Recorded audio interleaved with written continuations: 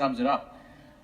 Certainly our approach in Australia, that you cannot have the massive transition to renewable energy without a massive upgrade to transmission grids. We're doing that domestically in Australia. We already have the world's largest energy grid, what we call the national energy market, which connects the east, south and central parts of Australia.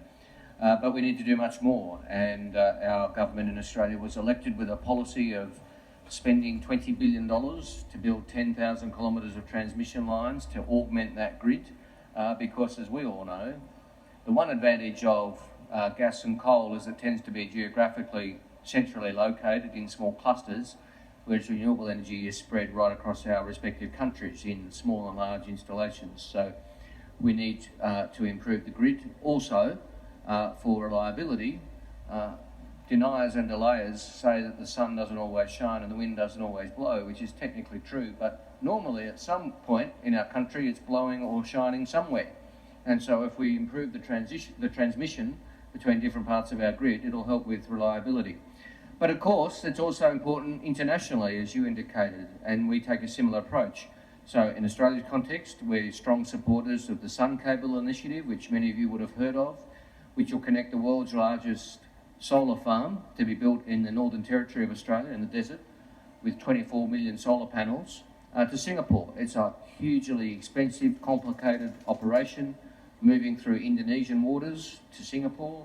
I'm very pleased that Sun Cable just this week struck the next stage of their agreement with Indonesia, which we're very supportive of. I'm not sure whether it'll take the mantle of the world's longest cable off you, Graham. It might, but this is a friendly and very productive competition between us. And if we do take the title off you, I'm sure you'll try hard to get it back again with a new initiative after that. But this one solar farm will provide close to 20% of Singapore's energy needs. And we're all at different points and with different challenges and different opportunities. And one challenge that our friends from Singapore have is they do not have the room for large renewable energy installations, the small city-state. They simply don't have the space that we have in Australia. So it's a very clear opportunity for collaboration.